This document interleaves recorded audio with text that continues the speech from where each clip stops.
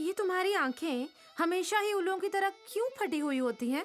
हर रात तुम जो ऊपर आ जाती हो हमें ताड़ने, तो इसमें हमारी उल्लू जैसी आंखों का क्या कसूर? तुम्हें ताड़ने? शाहरुख नहीं हो तुम। हम तो बस सूर्य नमस्कार करने के लिए आए थे। आज एक्सरसाइज का टाइम नहीं मिला था ना सुबह सुबह। हाँ, वैसे भी आधी रात को मस्त सूरज चमक रहा है, जल्दी से कर लो सूर्य नमस्कार तुम। जाओ जाओ अपना काम करो। वैसे ही चाचा के उन शैतान बच्चों ने हमारी आज जान खा दी। अब कहीं ऐसा ना हो कि उनका गुस्सा तुम पर निकल जाए। आज तो मन किया कि उन दोनों के कान के नीचे ऐसा घुमा कर दें कि अगले 10 साल तक वो हमारे घर ना आए।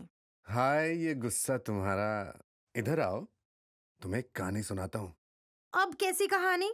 वो कहानी जिसे सुनकर तुम रात भर सो नहीं पाओगे। हाँ?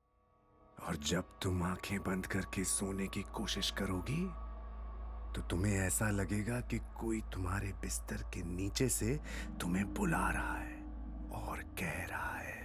क्या क्या कह रहा है वो? अब सुनो।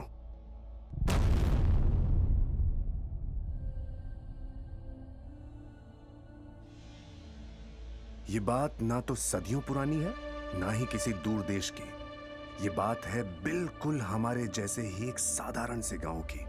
उगता सूरज, बहती नदियां, एकदम मामूली, मगर उस खूबसूरत गांव में छिपी थी एक खौफनाक कहानी। ये कहानी है बच्चे चुराने वाली एक लंबी चुड़ैल की। बच्चों के अलावा उसे आज तक किसी ने नहीं देखा, और जो देख लेता वो कभी उसके बारे में बताने के लिए जिंदा नहीं बचता था। जब भी कोई बच्चा गायब हो जाता, लंबी चुड़ैल की कहानी दोहराई जाती थी। मुरली अपनी बीवी कमला के साथ खेत के बाहर काम कर रहा था। जहां ये पति पत्नी काम में मग्न थे, उनकी नन्ही बिटिया छुटकी भी उनका हाथ बढ़ा रही थी। लकड़ियां इकट्ठा करते करते वो जंगल के अंदर चली गई थी। छुटकी 2 लकड़ियां लेकर उनसे खेल रही थी, और जैसे ही वो हंसी, एक अजीब सी शांति छा गई।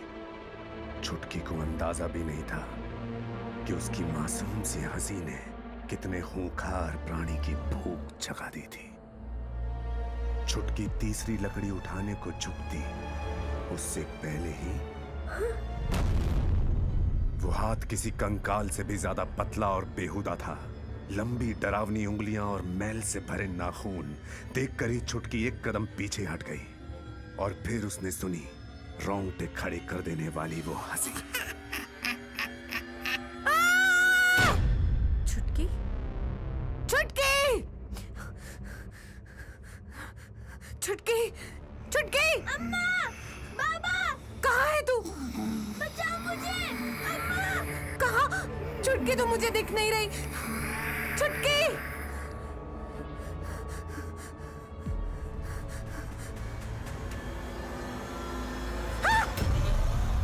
क्या हुआ? चुटकी कहाँ है? वो मुझे ले जाइए! वो छुटकी! चुटकी! चुटकी कहाँ है तू? ये आवाज पेड़ों के ऊपर से आ रही है। चुटकी! चुटकी!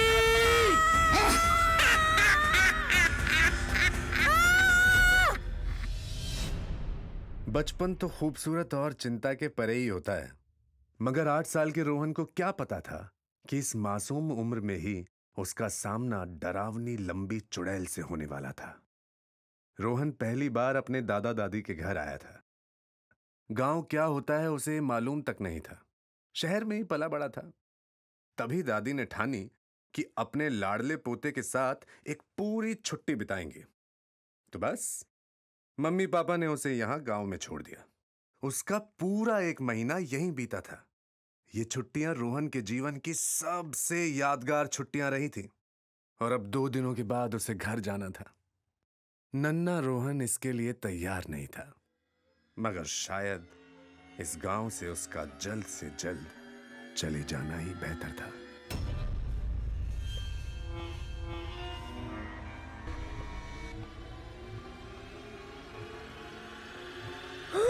दादी! रोहन, ये पौधा लगाने के लिए तुम्हें और गहरा गड्ढा बनाना होगा। अच्छा, लाइए, मैं करता हूँ। मुझे तो बहुत मजा आ रहा है। क्या मैं कुछ और हफ्ते नहीं रुक सकता दादी? चिंटू कह रहा था कि यहाँ बारिश के समय बहुत सारे फ्रॉग्स दिखाई देते हैं।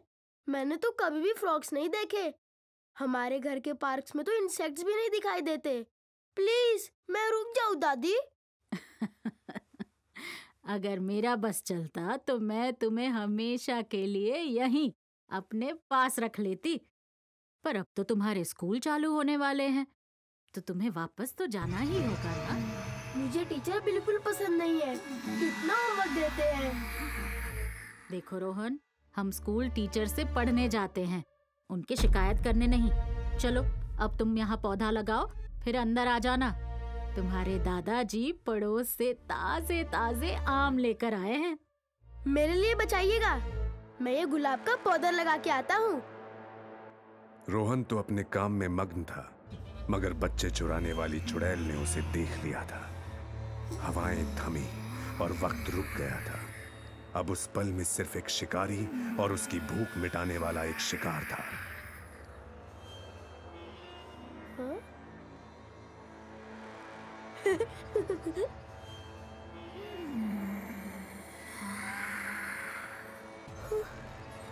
आखिर वो क्या था? कैसा प्राणी था? उसकी चमकती आंखें रोहन को ही देख रही थी, और फिर वो चेहरा हंसा। वो हाथ रोहन की ओर बढ़ रहे थे और उसके पैरों तले जमीन खिसक गई।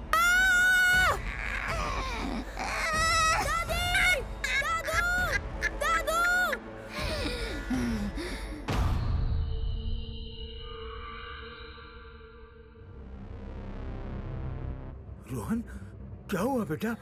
तुम्हें चोट लगी है क्या? नहीं दादा, वो बाहर, वो एक, मैंने किसी को देखा। किसे देखा? मैंने एक खेत में बहुत डरावनी औरत को देखा। वो मेरी ओर आ रही थी। कहाँ देखा उसे? गन्ने के खेत में? बहुत लंबी थी? हाँ दादू, उसका सर बहुत ऊंचा था, हाथ भी लंबे थे। गंदे से खेत से गुजरकर मेरे पास आना चाहती थी। उसने कहा कुछ? तुमने सुना? वो हंस रही थी, अजीब से घराने की आवाज आ रही थी, मेरी ओर अपने हाथ बढ़ा रही थी। मैं भाग के अंदर आ गया।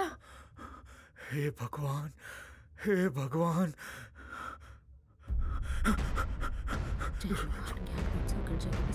रोहन इधर आओ, जल्दी आओ। रोहन को कुछ समझ नहीं आ रहा था। दादी तो हाथ जोड़े भगवान के सामने कोई पूजा करने में लगी थी। उन्होंने दिया जलाया, भगवान के पास रखा, पानी रोहन पर छिड़का और उसे आंखें बंद करके भगवान का नाम लेने को कहा। रोहन ने आंखें बंद की और प्रार्थना करने की पूरी कोशिश की, मगर बंद आंखों से उसे केवल एक ही चीज नजर आ रही थी।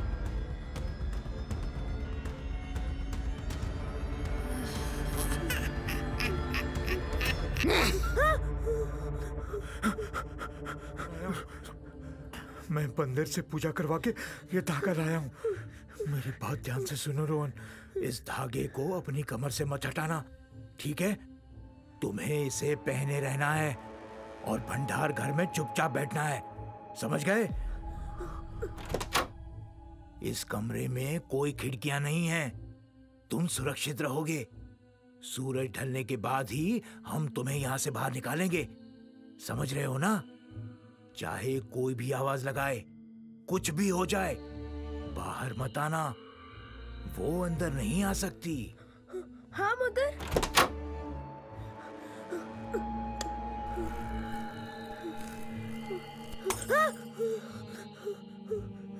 दादाजी, दादी, मुझे अकेला मत छोड़ो प्लीज, मुझे अकेला मत छोड़ो, मुझे बहुत डर लग रहा है दादी।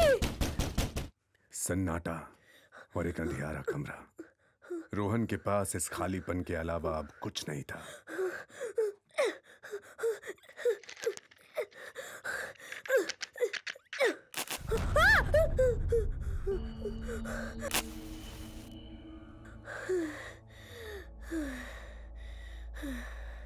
दादू प्लीज प्लीज आओ मेरे पास, मैं अकेला नहीं रहना चाहता। रोहन, अरे बेटा रो मत, हम सब साथ हैं, सब ठीक हो जाएगा। मगर दादाजी, दादाजी। रोहन, ये सब क्या हो रहा है दादाजी? मैंने क्या देखा? वो कौन है? वो एक चुड़ैल है रोहन, एक बहुत लंबी चुड़ैल।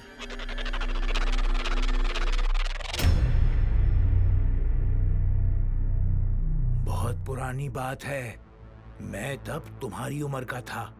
गांव के सरकारी स्कूल में एक टीचर पढ़ाया करती थी। अब तो किसी को उसका असली नाम याद भी नहीं है, मगर उसकी काबिलियत याद है। तेज दिमाग, बहुत ज्ञानी, मगर वो दिखने में अजीब थी। लंबे हाथ, पतला सा शरीर और करीबन 6 फुट 10 इंच, बहुत ऊंची।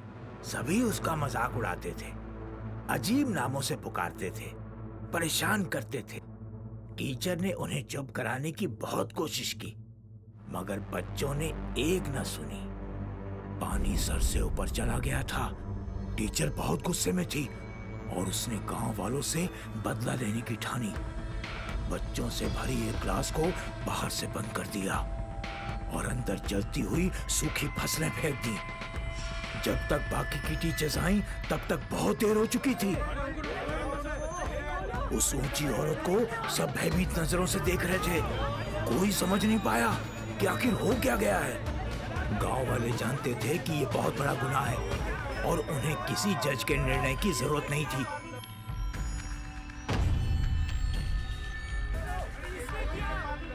बिना किसी कानूनी कार्रवाई के उस औरत को फांसी दी जा रही थी। कई लोगों ने इसका विरोध किया, मगर अपने बच्चों को खो देने के बाद गांव वालों के सर पर खून सवार था। सभी लोग वहां मौजूद थे।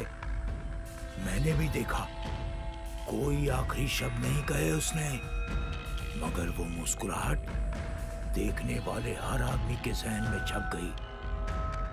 सबके सामने उसने अपनी आखिरी सांसें ली और मरने के बाद उसके हाथ पैर और लंबे हो गए। जितनी वो जिंदा होने पे थी, उससे भी ज्यादा खतरनाक हो गई।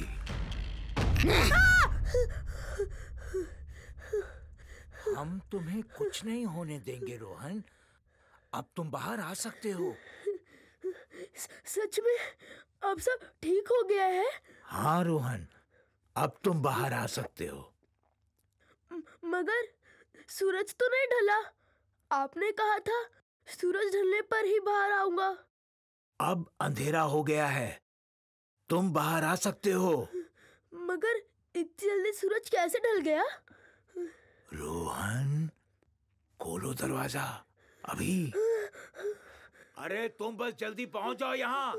हमें रोहन को इस गांव से निकालना होगा। रोहन ने पलटकर दरवाजे की ओर देखा। उसके नीचे एक लंबी परछाई नजर आ रही थी। दरवाजे के उस पार उसके दादाजी नहीं थे। ये वही थी, वो भयानक चुड़ैल। बचाओ! बचाओ! वो मेरे दरवाजे के बाहर है। दादाजी! दादा! दादी बचाओ!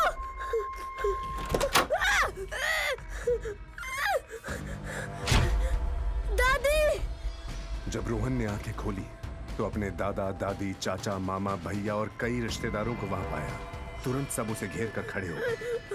वो यही थी, वो मुझे पकड़ने वाली थी। चलो बेटा, तुम्हें कुछ नहीं होगा। ये सभी तुम्हारे रिश्तेदार हैं, खून का रिश्ता है।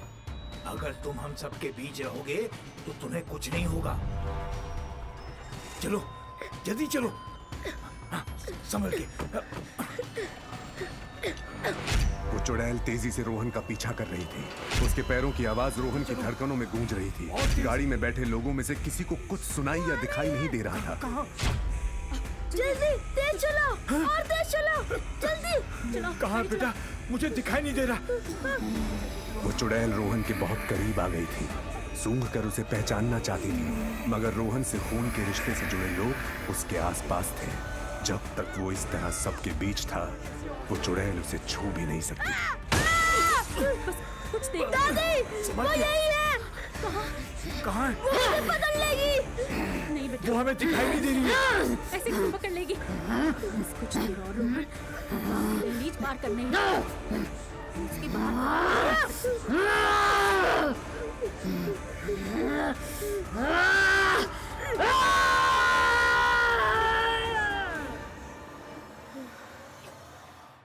रोहन अब कभी उस गांव में वापस नहीं जाएगा। मगर कहते हैं ना, दुनिया की सबसे बेहतरीन दवा है समय। चाहे कोई याद कितनी ही डरावनी क्यों ना हो, समय के साथ वो धुंधली हो ही जाती है। तो 18 साल बाद रोहन के जीवन में कई ऐसी बाधाएं आ धमकी थी कि वो गांव की उस बात को भूल सा गया था। ऑफिस के स्ट्रेस, फाइलों का ऊंचा पहाड़ और भीड़ की लंबी कतारों में बचपन की वो बात गुम सी गई थी। शहर में उसके खड़ूस बॉस के अलावा उसे किसी से जानलेवा खतरा नहीं था। उस दिन भी वो बॉस के डर से ही इतनी देर रात को ऑफिस में बैठा काम खत्म कर रहा था।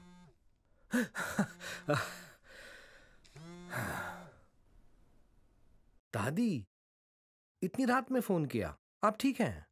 हाँ बेटा, संडे का इंतजार करने की जगह आज ही फोन घुमा दिया। मेरी उम्र में जो करना हो उसमें ज्यादा देर नहीं करनी चाहिए। दादी क्या कह रही हैं आप? आपको कुछ नहीं हुआ। अरे आप तो मुझसे ज्यादा जिएंगी। राम राम राम राम, ऐसा तो मत बोल। इतना जी के मैं क्या करूंगी बेटा। अब ना तेरे दादाजी हैं और ना ही तेरे मम्मी पापा। और ऊपर से वो जीवन ही क्या जिसमें एक दादी अपने पोते की शक्ल देखने को तरस जाए। दादी मैं आ जाता हूँ, अब बच्चा थोड़ी ना हूँ, मुझे आपसे मिलना है। नहीं बेटा, तुम यहाँ बिल्कुल मत आना। हो सका तो किसी तरह मैं ही आ जाऊंगी। बस ये दिल जरा। दादी दादी दादी मैं कल ही आ रहा हूँ, आपको यहाँ ले आऊंगा, साथ रहेंगे। एक फ्लाइट, एक बस और एक साइकिल रिक्शा, कुल मिलाकर 13 घंटों के सफर के बाद रोहन आ पहुंचा था अपने बचपन में। वही सड़क जिस पर वो दोस्तों के साथ क्रिकेट खेलता था, वही खिड़की जहां से उसे सारा सौर मंडल नजर आता था। इतने सालों में उसने ये जगह केवल फोटो एल्बम्स में ही देखी थी। सब कुछ वैसा का वैसा था। रोहन ने घर की ओर कदम बढ़ाए और अंदर पहुंचा। क्या हाल हो गया है घर का। दादी दादी। रोहन, तू आ गया बेटा। कितना बड़ा हो गया है तू, कब से नहीं देखा तुझे। आजा बेटा, आजा, अंदर आ। कहा था ना आऊंगा, शांति नहीं आई। क्या हाल हो रखा है घर का, बगीचा भी बिल्कुल खत्म हो गया। बस बहुत बातें हो गई, अब मैं तुम्हें गले लगाना चाहती हूँ। आओ बेटा। आज मेरा सपना पूरा हो गया। दादी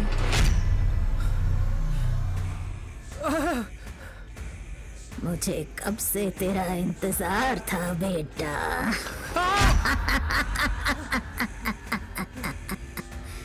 रोहन घबराकर गांव की तरफ भागता गया। वो चिल्ला रहा था, मदद भी मांग रहा था, मगर आसपास खड़ा कोई व्यक्ति उस चुड़ैल को देख नहीं पा रहा था। वो मुझे मार डालेगी। भागते भागते रोहन एक ऐसी जगह पहुंच गया जहां उसकी एक परेशानी दूनी होने वाली थी।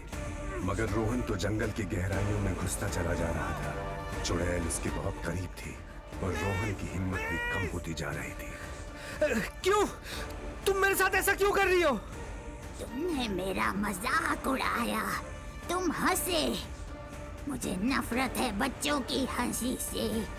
तुम्हारे कारण सालों से भूखी हूँ, मगर आज ये कहानी खत्म।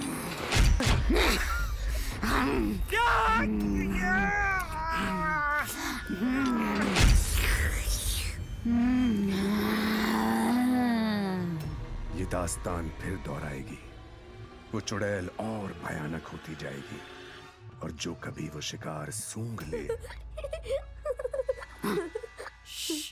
नहीं बेटा, इतनी जोर से मत हंसो, वो तुम्हें सुन लेगी।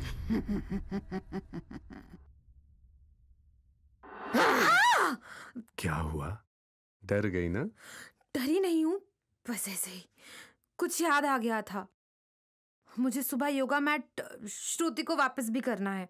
कहीं तुम्हें ये डर तो नहीं कि वो चुड़ैल तुम्हें ना उठा ले जाए? मुझे क्यों? अरे, इनको अपनी बाहों में लेने के लिए मुझे लंबे हाथों की जरूरत नहीं है। मेरी ये लंबी डरावनी कहानियां ही काफी हैं।